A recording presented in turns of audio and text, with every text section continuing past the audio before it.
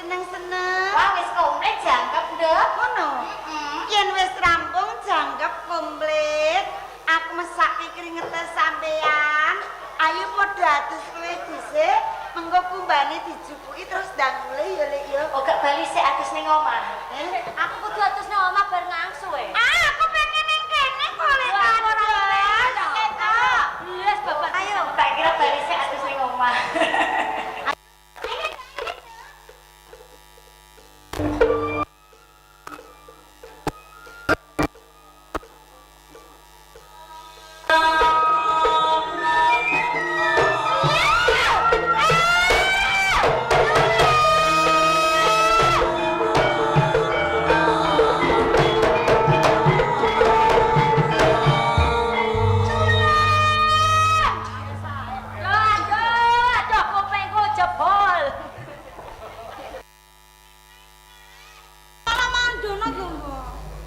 Aku kuat kan? Sehat kau. Ngomong apa? Oh, panas sih, panas. Panas. Enggak aku. Piyu. Lah wong semene oke kok ora ono sing ono. Kabeh pasuryane ayu keng tanpa cacat. Matur suwun. Sandang digunggung. Ora gumun nek digunggung, Nduk. Kalau dikei duit aku gumun. Mergo nek dikei duit urung tau. Sepisan aku ngalembono kelawan kowe perkara duit aja suwun.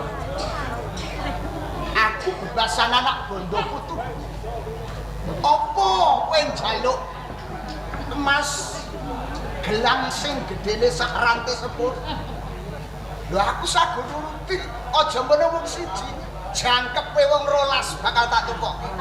Sing nduk aku gawakno sik. Iki tak aman iki. Anus lho, Mbok. Panas. Mas, jenengan arep nyandangi bocah semene akeh aku kok ora percaya. Kok ora percaya ngono? Sajane tenan apa ora ngonoku? Aku ki piye luhur sawangan, Pak. Sandang penganggoku sarwa mas. Inten berlian. Mas Padi. Siji iki lho. Umpama mbok jolo duit iki payu sak miliar. Lah, mlepuk wong kalung ini diapure nek regane sak miliar. Ora percaya. Lho, Mak, kalunge ketoprak kalung atom tak kandhane. Ora usah mlepuk, Go. Wis saiki sandangane gumebyar wong kowe esuk ya paling nek ketoprak prei pegawean yo mocok kebos. Mlepuk kowe, Mas. Kok sajane pamer arep nokono gelang bocah 13. Jare pangeran kok kalunge butek. Tak kandhani. Iki mon dhewe-dhewe. Oh ngono. Mas, Bati kacang. Bati dile. inten Bati jagung. iki mono Mas. Iki jagunge. Jagunge Mas jagung. kok Mas apa lah? 1 2 3 4 5 6 7 jangkep. 24. Piu. Wah. Wow. Sandang penganggone sarwa padha yen to disawang katon edilan peti. Matur suwun. Siji kae sandang penganggone ya dhewe ya beda wih piu ayune cah. Ya sayang. Aji dinamake. Umpama aku tetepungan kelawan wong wadon kae no kira-kira kepiye? Kaget. Aku malah kaget. Ya kaget. Kaget barang. Sajake kok jenengan pengen kenal kali ngomongane kula. Kuwi apamu, Ngomongane kula. Ngomonganmu. Sepisan aku bisa tetepungan karo apa loro, aku bisa caket. Ngene iki lho, Nduk. Sak sok tenan ta. Masya Allah, Dik. Ya, samani ya. Samani ya. Kok kliwir-kliwir iki apa? Duit. Wah, bote kaya awakku lah. Duwike wong jaman kuno beda karo duwike wong saiki ya. Wah, bote kaya nyonggo awakku ngene cakak engkake sih. Warga dadi siji. Siji lah Kok ora ceblok-ceblok. Iki mono pralampita panjer. Oh ngono. Ora mlepuk. Kandhane pegaweane ngedos nek nang ketoprak saiki. Dadi duit ya. Ora usah percaya peh sandangane gempen. Iya aku ngedos. Aku ki kudu ngedos. Lah apa, Mas? Ning aku bose kombi. Yalah, mlepuk wong sikile mlethek-mlethek ate muni bos kombi aku ora percaya. sikile muter-muter muni bos sekali. Iya. Iya juga Pak No. Dicekel wales. Sing ndi Mas nyekel. Rasake iki. Tangan siap. Tangan ki nek ngerti wong ayu kok kudu ndemok ae. Lek, tanganku arep diambung. Wales. Ha. Wales. Wong lanang ora digone mituman. Wales. Sakinan boten sates. Ono. Lek, Dandane mesti wangi. Piye to? Wangi minyak Ini lulure mambung seger. Sebelum ada. ambune Tahu aku. semene. Tenang kok piye? Jalan Iya. ya. Wangi. Iya, Dok. Dandane wangi. Wow. Ana gendruwone, Dok. Bisa. Nah, itu mau. Mas. Wow, kok ireng-ireng iku mau apa? Gendruwo. Sembaku aku butuh tetepungan kelawan. Mengko dhisik nganggo aturan, apa saja nganggo aturane dhewe. Iki ning tengah dalan ora prayoga. Yen kepengin tepungan karo Mas Roro ponak aku iki ya ayo bali ning omahe. Kowe rak durung ngerti sapa aku. Roh. Perkara ning omahe ketemu kelawan wong tuane gampang. Sembaku aku wis ngerti lan weruh sapa bocah wadon iki. Tak duduhno iki. Iki lho Pangeran Daneswara, putra saka keraton ing Medang Kamulan, putrane Rama Prabu Dewata Cengkar. Lho, Kanjeng Pangeran. Aduh, mati. Pangapun. Mati. Kowe iki sembrono. Pangapunten Kanjeng Pangeran. Pangapura jaluk pangapura. Sing mbok demok Jawa Tengah iki. Nek kapol. Napa? Nek kelakon beko no piye bangsamu. Mungkin aku golek ya. Aku Pangeran Daneswara, Nggih. putra ing kraton Medang Kamulan ya. Pangapunten ingkang kathah Kanjeng Pangeran, kula mboten mangertosi menawi panjenengan menika salah sawijining sesembahan. Kula teng mriki namung dapur kawula alit. Pangapunten ingkang kathah nggih Kanjeng Pangeran. Mula saka kuwi kabeh uripmu aku mengko sing nyukupi aja semelah. Saestu. Aja semelah. Sapa bocah wadon iki? Sapa kowe jebule kok? Kowe ngadeko? Mboten napa-napa. Ora apa-apa sing ngersekno aku ya. Mangke nggih dosa Kanjeng. Dosa kuwi yen to sing kongkonan wong liya bro. Kawula ki medang. Nanging piyai luhur kaya dene aku ora ana tembung dosa ya. Oh, ngaten. Ini Dok, ini Dok. Tepungan dhewe ya, Le. Ya Dok, kok tidak Aku ndredeg kok, Le. tak kancani kok kene ngene kok. Bredeg wedi apa piye? Ndredeg priyang. Nah, terus Kudu. Kerangko. Boten kok, Kanjeng. Sapa jenengmu bocah wadon? Pun tepung iki kula Larasati. Kula tesih prawan. Lair kula Kemis Legi. Kemis lagi. buat kon kuntilanak iki Dok. Bobot kula 55,7. 55,7. Aduh Kanjeng, aduh. Astagfirullah. Tangane keruwet-keruwet lho, Le. Jenengan ampun macem-macem nggih. Ora malah gowo. Wani-wanine tak pateni le. Dok sing dipateni kok. Dudu kok lah ya kok jajal lak medeni lho. Lho kok? Colak-kecolek. Lungguh. Culametan culametan met. Malah gelakan kono. Musuh bakal godhong. Sinemu ora rasa. Nggih, Kanjeng. Tenane aku arep kondo kelawan kuwi ra. Perkawis menapa Kanjeng? Wiwit aku jumangkah saka kraton Medang Kamulan nganti tumeka ing Sendang Kasihan kene. Lagi ki aku ngerti wong wadon sing ayune kaya dening kuwi. Pindhane widodari kang tumula ning Marjapati. Aku gandrung kapirangulan kuwi. Kanjeng Pangeran. Anggenipun ngalebur menika ampun gesatan mangke ndak damel bombong raos sing manah kula lho Wong Kanjeng. ngalembono kelawan kowe jumbuh lan kasunyatan. Gelem kowe tak mangku tak pundhut minangka garwa, mengko mesti bebarengan ing kraton Medang dhewe kae. Garwa. Garwa lek masak. Garwa ki apa to, Lek? Garwa ki sigaraning jiwa. Yen to kowe kurang kono durung ngerti, ya bojo. Oh, Dalam kaya popolan simbo. popolan iya. Eh. Boten Kanjeng. Boten. Sayekti kowe perawan sumengit tenan. Lagi disedaki wae kowe wis Ampune wedi mergo ora tau cedhak lan olana. Kula malah dikakeki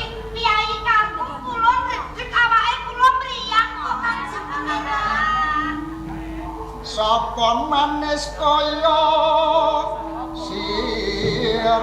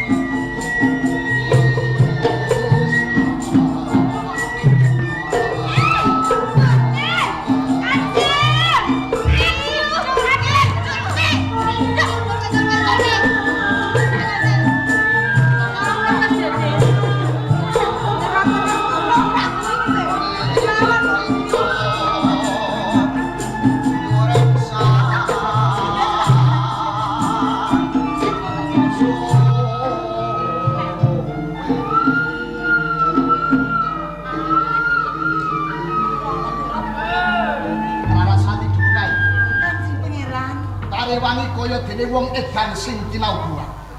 Ngemis-ngemis katresnan kelawan kuwi nanging sajak ora kesedo atiku ya rasa. Awit kula mboten tresna kalih panjenengan. Opo to kurang aku bagus aku bideksa. Aku putrane Nalendra ing Medang Kawulan. Kula percaya sampean bagus gagah bideksa. Ning kurang setunggal kan. Apa kurange dawa kayu pegang kondo? Kurang ajar. Angin aku diancam. Angin usah mundur lah putu. Nyerat ae yo tinggal setrume gede tenan ya. Rasane. Tak iris e. Iris terus disebut iris. Kurang ajar. Rasane. Ning papan kene ruwangmu mung bocah wadon. Sawane. Ora ana wong liya kakung kejuwan. Apa aku kapeksa tegel mentolo kelawanku? Arep aja tumindak menapa Kanjeng? Aku piye luhur? Tumindak ala bisa becik uga bisa. Yen kowe sing uga kowe kuku. Kapeksa aku tegel kelawan. Mboten Kanjeng. Kowe tak bleceti nyampingmu. Kowe mesti ngelegeno. Tak berawos.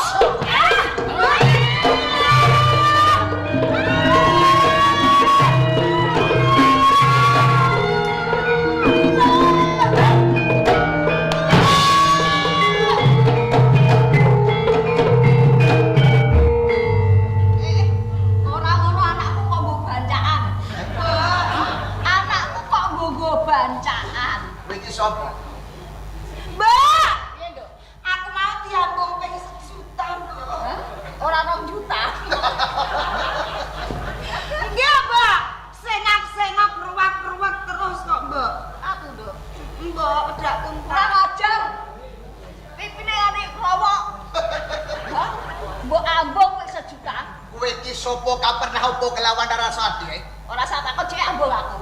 Ora sudi. Mbak, Kok wong tuwa lah sing enome oke ora umum. Seneng ae lho. Ketoke yo priyagung luhur, ning kok ora toto. Sopo kowe? Sopo?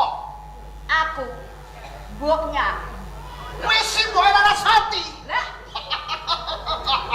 Mboknya. Piye lho? Yen kaya ngono sampean salon maratuwa.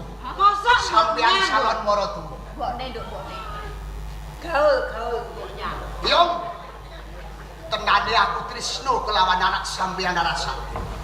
Yen to kelakon Larasati tak kersake tak pundhut tak mulyake ning kraton Medang. Sing mukti ora mung Larasati nang kumpul sampean. Mula Lilanono yen to anak sampean tak wengku tak mulyake pinangka dadi garwaku. Garwa niku bojo. Bojo. Sampean kepengin dadi mantuku. Lho sampean ku sapa? Pangeran Ganeswara. Terus Putra ing kraton Medang Kamulan putrane Rama Prabu Dewata. Mbak, Ampun, kaget. panjenengan putrane Dewata Cengkak. Bener. Sing kereng sing ambek sesongaran galak, Mbak. galak. Iku mantong sing arani. Lho nyatane kados ngaten nuwun sewu nggih, Den. Iya. Nuwun sewu. Kula niku wedi nek duwe besan kok ratu sugih galak. Lah bapak emang galake ora jamak. Menapa melih putrane kados sampean? Galak yen to karo wong liya. Nanging yen to calon maratuwa bakal alus tembah panah apa meneh karo mantune. Lho kok alus?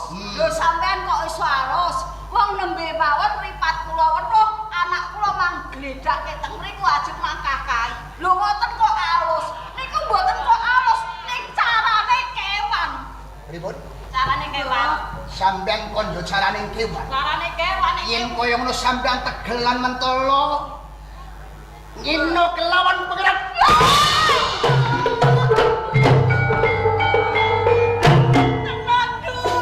Aja ngepetke aku yang to daksa kelawan kowe. Sampean padha boten bereso kamanungsan. Kula niki wong cilik ndoro. Yen to kowe mangsane wong cilik kowe kudu mituhu marang Kyai Luhur.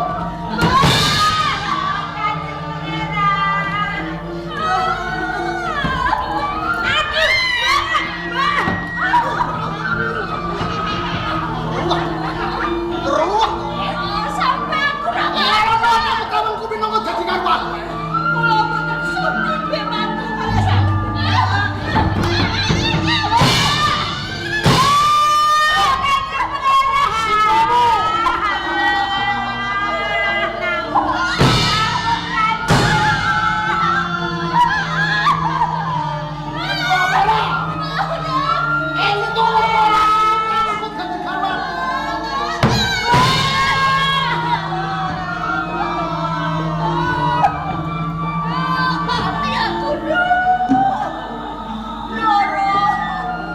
Isih ana wektu kamu bisa pawangsu.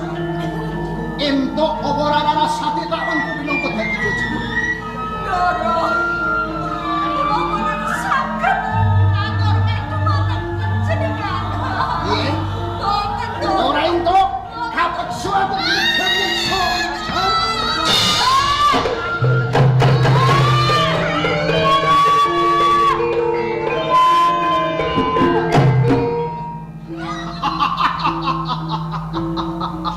Larasati. Kekiteran kaya kidang lomba kaya ulu. Anggrama kaya manuk rancangan. Ora bisa disebut tangane Pangeran Ganeswara. Larasati! Larasati!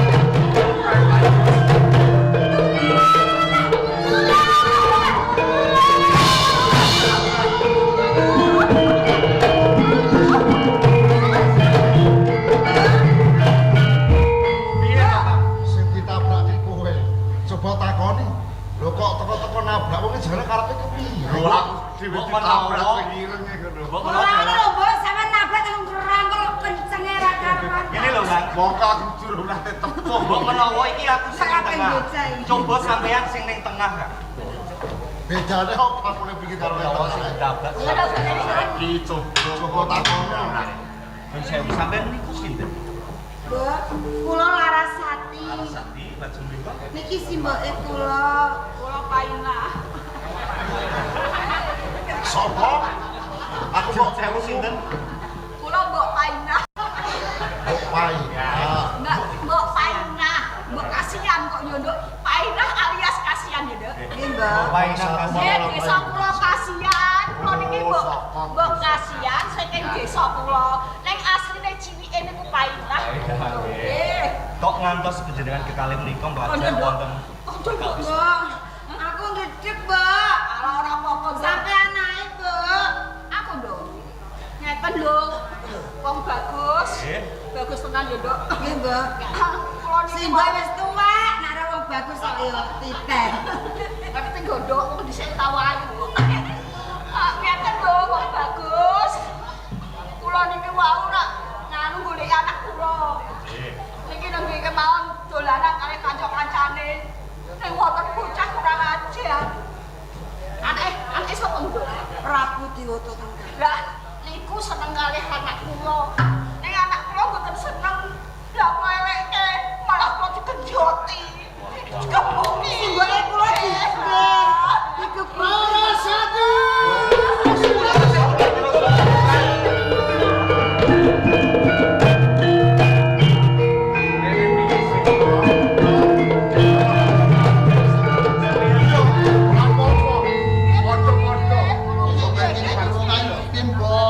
Apa? Aku bisa lembah panah, aku bisa anus. Kula niki benjut kali sampean. Benjut, Sampean benjut ke kula. sing luput ora aku sing salah dudu aku ning kowe. Kok salah? Umpama kowe manut mituhu apa sing dadi dawuhku mesti ora bakal benjut. Kula mboten sudi dibantu sampean. Rupane bagus, tumindake ora bener.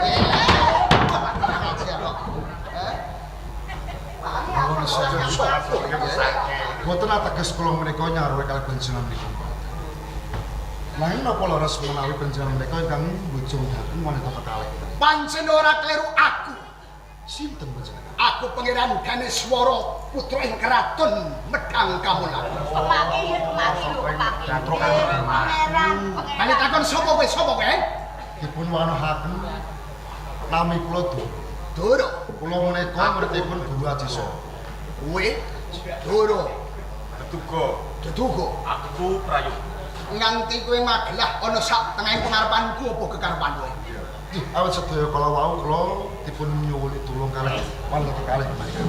Menawi wonten keparengipun kula badhe sabiyan. Sabianto. Kowe kuwi. Yen to kowe saguh sumaguh tetulung kelawan Larasati ran Simbok. Apa kowe ra nyawang sapa sing ngadepi? Sapa sing ngadepi? Pangeran Ganeswara, putra ing kraton Medang Kamulan. Aja gegapah kelawan aku. Kula ngertos menawi panjenengan menika satunggaling Dalang nggih. langit tundak alpakarti panjenengan menika sampun abal saking budi ingkang Cukup. Aku ora butuhke sesuatu. Aku ora butuhke keputusanku. Sing baku wis suminggir. Suminggir aja nganti pepalangku nggonku bakal seneng kelawan dasar. menika malah dawah kaos wangsulipun. Menawi panjenengan tasih mbajut kula ingkang dados pepala. Oh, yen pancen kowe ngono bisa nyawakan gembung kowe.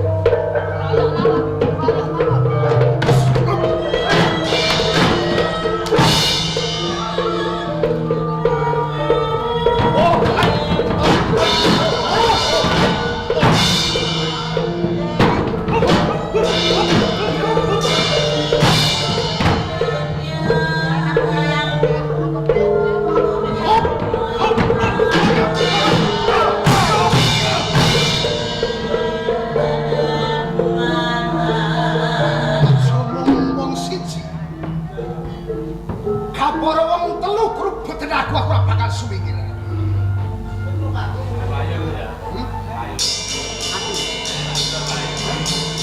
Iya.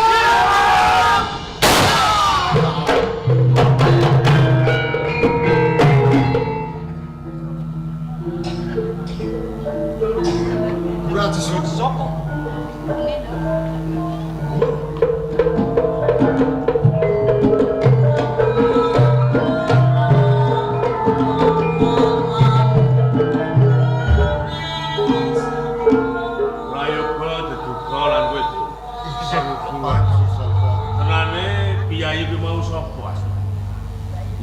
wani pepitungan karo kowe.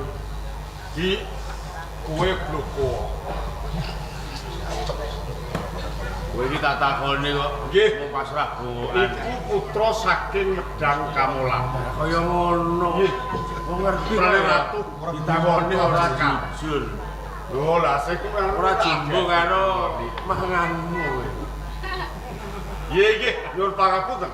Ngantos kula tumindak kados-kados awit kula mitulungi dhateng tiyang-tiyang nika. Menika Pangeran Daneswara. Pangeran Daneswara. Putra saka Medang. Menika leres. Ini lekasipun badhe seneng kalih wanita menika. Nanging emanipun wanita menika mboten tresna satma badhe dipun rawuh. Dadi putra saka Medang kang asmane Pangeran Daneswara kepengin ngayunake wanita loro iki. Boten setunggal Ini setunggal menit. anak kula mosok kula. Niki si mboke kula. Kula niki mboke. Dadi iki si bomu, Nggih. si mbokmu. Nggih. Ya kok ayu mboke karo anake. Sampeyan niku ngresani keng saestu. Sampeyan ngantuk. Sik ta? Nggih, Mbak. Endok kan endok. Cek endok. Coba. Jejer ndok. Mripata bawura ya ayu anak. Oh iya. Jebul si mboke wis ngluntung. Endok napa nih? Sampeyan lamun ngoten nah. Kula niki mboten nguntung. Anake sing nguntung nek. Mboke mboten nguntung. Lah no. Ning wiron. Nuwun sewu ya. Padha, Mbak. Lah iya kok wis tuwa kok nduk. Nggih ngojek sawetawis ditungake nggih kula Haji Soko. Sampeyan ku sing Nggih saking namanipun Pulau Majeti. saking Pulo Monjati. Wah, Pulo Majeti, Mbak. Majet. Pulau Majeti. Majeti ya. Majeti ampun Majai. Ngaten nggih, kula matur nuwun. Kok anak kula tak jadi perkosa. Oh. Lah kula niki nulungi, kula rak mboten trima. Wong anak kula niku diatang-atang iki ngoten kok. Contoh, Mbak, contoh, Mbak. Aja nduk sarung nduk. Oh nggih perkara matur nuwun gambel. Nggih. Jadi perkarane ajeng seneng kali anak sampean niku. Nggih kok digebuki wau. Sampean nggih digebuki. Nggih, si mboke kula dipun piloro. Gebuki sampe tak contoh.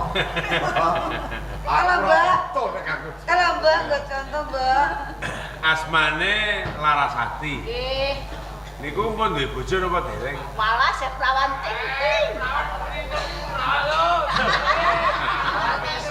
Rawan ting-ting. Perawan ting-ting. Nek mboke rondo tom-tom. Jadi sampean iki rondo. Nggih. Derek ampun mboten gajah bojo. Mboten bojo kula niku pun pejah pun pirang taun ya, Nduk. Mbak, angger rondo nggih ranti bojo. Ayo, Nduk. Wis iko lho, Nduk. Tahun 2015 lho. Niki nuwun sewu upama lan kira-kira sampean kula padoske bojo ngoten pripun? Ndak enten sing nganggur. Wonten. Mbak, ora apa-apa lho, Mbak. Niki nggih wonten duda anget-anget. Duduk nek anget-anget. Lah nggih, katemben bojone pejah. Padha mati. Nggih.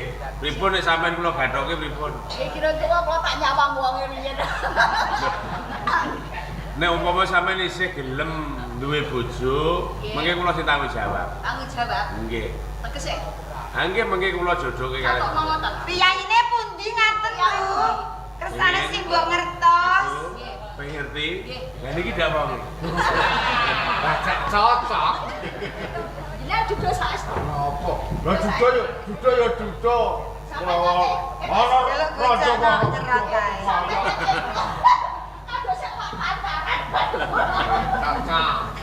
Ngaten lho niki ingkang bangun. Iki kucing sawetawis monggo dipun lajengaken. Pun ngaten mawon, nek Nggih. wonten napa-napa mengke kula sing ngayomi. Oh, ngoten. Mergo niat kula ngejawa saking Pulau Majeti, Nggih. nggih panjen kula niku kepengin sepisan ngangkran jagat. Nggih. Monggo loro kula kepengin tetulung dhateng sama-samane ngagesan. Lah menika luhur saestu. Dene niki lak ampun mlebet wonten ing wewengkon Raja Medang Kamolan. Nggih. Wah, Jare ratune niku wau Dewata Cengkar. nggih. Leres. Nggih niku kereng. Mongso lah ya. Senengane mongso wong. Mbak, Omah kok dikancik. Ditutup. Kene ada Omah.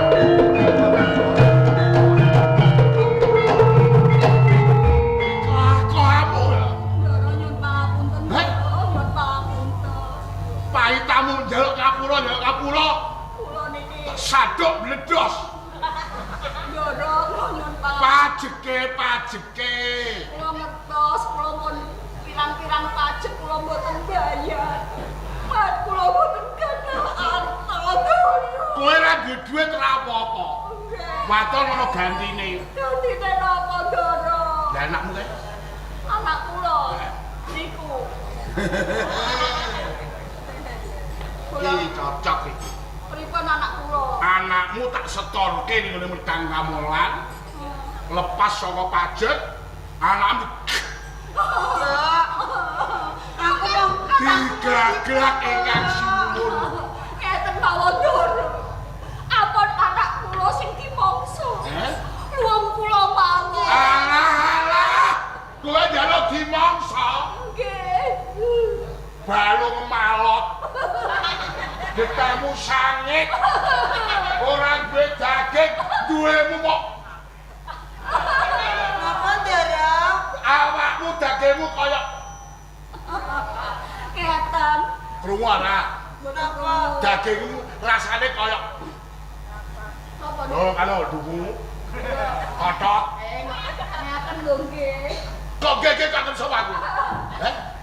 Kotot-kotot niku malah awet dikemah-kemah ora entek. Terus Bang. Iya gege aku man kotot untuku sing mletek. Ngeten lho Ndara. Nek anak kula niku dereng ibu. Ayo gerake Ndara Patih Kang Minulya. Ndara kateh minul-minul. Oh tak dengkul ya. Minulya mintal mintul. Ndara Patih Kang Minulya. Mboten minta-mintul. Patih Taranggono alias Haryo Sukleta. Ayo dadi patih kok tambane kok Haryo Sukleta. Nggih Sukleta niku jenengane sampean iki. Lho iya kok parap bare. Nggih Ndara. Lho kok tersono wong do sirahe ngelu kabeh iki sapa iki? Wong do sirahe ngelu do bilik kok do melu metu ki lha apa? Iki laladan Medang Kamolan, iki desa Kasian, ora Kasewu ngono lho ya. Kasian Medang iki. Nuwun sewu Gusti. Ditepungaken kula Aji Saka sedaya niki sok kabar. Sok kabeh. Nggih. Derek kula saking Pulo Majeti. Oh, wong bekanani to. Leres. Napa laladan giyayapan tekan wong ning laladan. Lajeng kula pirengaken panjenengan punggawa saking Medang. Lho iya lho wong nomor loro. Piyai sing nomor loro. Nomor 1 Sang Prabu Dewata Cengkar. Kok lajeng rembugan kalih Mborondo Kasihan. Lha iki kanggonan. Iki lek kawula ning Medang Kamolan. Durung bayar pajak. Pranatan ing Medang menika kedah Asok pajak. Tuladane mangsa panen kepanenan sak ton. Stor gabah 7 pental. Kanggo negara. Sing 3 pental sing sawah sing kadokan ki mau. Nek ora distorke 7 pental, ya omah tanah ditarik. Kon minggat saka ing Medang Kamolan. Rene anak perawan. Wajib distorke. Kanggo darane Sinun Prabu Dewata Cengkar. Gandeng balune yo simpuk kemremes. Ndepo segere. Boten Ndara. Nggih aku yo gumun kok boten sampean. Dados Lho kene iki punggo tukang golek mangsan are malah aku sing didahar. Iki simboke kula. Budek kowe. Nek mbokmu iki alot. Getih sangit. Ya ora, ning nek kowe kemremes, Ya ndak wani. upama Sang Prabu ra doyan, aku e doyan kok. Anggragas. Lho iya apa ora? Anggragas. Nuwun sewu Ndara Patih. Ning ngaten pranatan ing Medang Prabu Dewata Cengkar menika karmanipun mangan daging. Heeh. Jatahe sasi perawan 15. Dan niku kawulane rak telas dipun tedos. Lho iya, aku sing bakal pelaturan sikat. Bakal pelaturan sikat. Leno didahar patihe. Ngandani. Ate gragas yo gragas. Lho sauni. Mohon ngeten mawon. Nek nyata-nyata niki tiba gilirane Mbok Rondo Kasihan. Kedah asok bulu bekti. Perkawis niku mengki kula sing tanggung. Kowe segewane bodoh betul. Iki wong. Kowe iki wong ndi? Pulo Majeti. Wong bekalan wong neko. Kok arep dadi pahlawan kerinan. Mboten ateges ngaten, ning kula mesakaken dhateng Mbok Rondo Kasihan lan Larasati. Aja sakake karo wong liya. Melasana awakmu dhewe turut-turut iki wong turut-turut iki, manganmu ngenteni tumete sirus. Mila menika kula wantun tanggel jawab. Pun menapa kemawon menawi mangke kok kula ajuti mangsa kalih Dewata Cengkak. Lho. Kula mboten badhe selan. Nek Sang Prabu ora kersa ndahar mangsa karo wong lanang. Saya nek sing menungso kaya kae iki apa? Ambak kaya ngene iki geti enak lho. Ora enak apa? Lah kira apa ngrasake? Potongan kaya babi nglandoh ngono. Lah nek kowe ngrasake ora geti lagi. Ora nek buta. Wah iya. Upama kowe gelem tak jebet. Rugi anjel. Nggih. Tenang. Nggih kula sing tanggung. Kowe tak pradele nek saudari nang sinuwun sago. Kula sadah.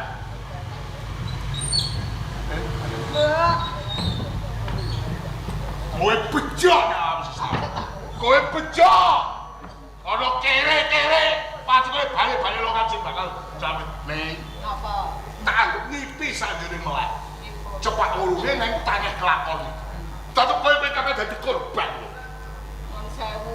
aja sewu bolak-balik sewu terus Punten. Sampeyan iku mbok eling. eling apa Eling sok mati. sapa Sampeyan. aku ora iso mati Ya kok rasa mati. layakku kematian kentir ning kali ngantru Arti kok sampeyan iku ora waras.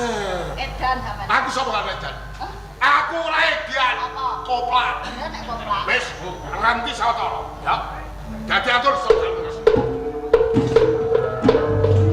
Pripun piye kok? Sampeyan ampun wates. Kula sing tanggung jawab. Kula badhe ngayomi sak petahe anak sampeyan si Larasati. Nggih. Niki niku niki sisan gawe dening kula purwani ngayomi kalih sampeyan. Nggih mengkene kula sembodho sing kula iso. Nggih. Anak sampeyan Larasati kula badhe Larasati badhe nyampe. nggih sisan gawe.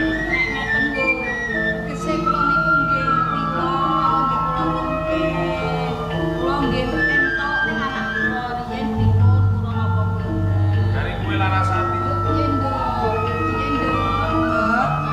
Dengan kiai disuka semulungi. Ya piye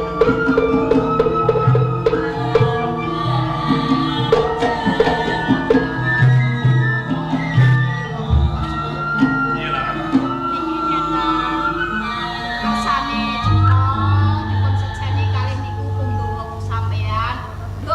Baleni nduk bencana lho.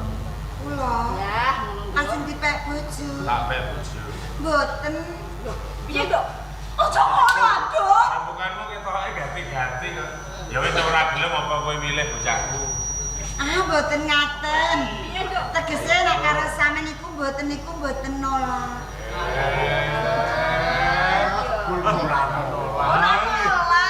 Kaya ngene kok Cak. ditambahi Eman-eman. Ya wis ngene wae ayo saiki bareng-bareng sowan ana ing Medang Katulan sing wigati monggo sampean manut aku sing bakal matur karo Sang Prabu Dewata Cengkak. tanggung jawab nyuntun Tanggung jawab sampeyan. Nggih, keselamatan kula. Saya derek-derek. Nggih, monggo.